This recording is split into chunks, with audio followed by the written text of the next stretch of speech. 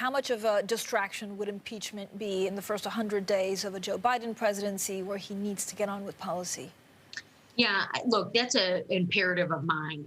Get the Build Back Better agenda in place. The president-elect is rolling out some very inspiring policy, particularly for our small businesses, vaccine distribution, economic development.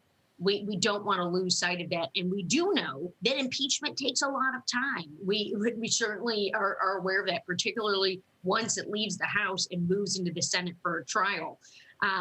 Unfortunately, I've already lived through this once, and so I am familiar with that. But at this point, I don't see any other course. And I think if you're on any other side of the aisle, unless you're hyper political, you're looking at this, you're looking at the oath that you took, and realize these are the mechanisms we've got to pursue here. How much do social media companies need to be regulated? Tremendously. Look, I'm on the Science, Space, and Technology Committee, and we're not in a regulatory role here, but we certainly looked at the nefarious activities of artificial intelligence gone awry, deep fake videos just as a start.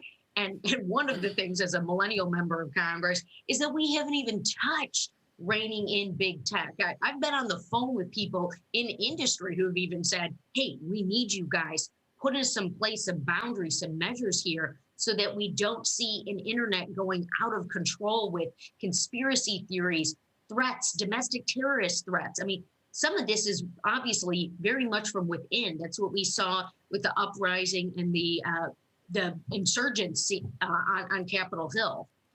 Congresswoman, you are living a third party. Your vote, 50.2%, the other team, 47.8%.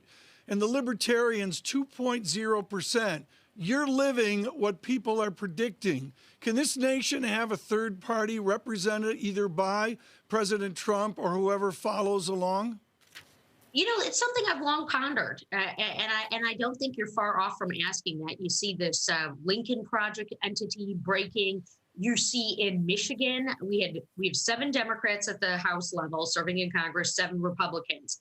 In the last 3 years, 2 of the 7 Republicans from Michigan who are no longer in Congress, they left in 116, now we're in 117, but 2 out of the 7 have left the Republican Party. Where are they going to go? What party are they in? So I do think you're onto something with that. This is really important. Let's rip up the script, Congresswoman. I mean, do they go to Democrats or is there a new independent sense?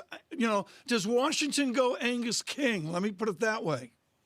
Yeah, Angus King is certainly an interesting independent, as is Bernie Sanders, right, who's run for the Democratic nomination. Lisa Murkowski from Alaska saying, I'm deeply questioning if I'm a Republican, if this party is really representative of my views. 2 of the president's cabinet members. So look, I'm not privy to those conversations, but what I am privy to is look at a Democrat like me. I'm pro-business. I was endorsed by the U.S. Chamber of Commerce. I actually got the president to sign 2 of my bills. I had just as many Republicans on the other side of the aisle in Congress congratulate me on winning my reelection as I did Democrats. And that's partly, right, the get stuff done, fiscal responsibility, tackle our debt. I talk about those things. I work on those things. And I certainly look at and work very closely on that economic growth agendas, working very closely with my manufacturers here in Michigan. So whatever happens with this rupturing in the Republican Party, come on over to the Democratic side. We'd love to have you.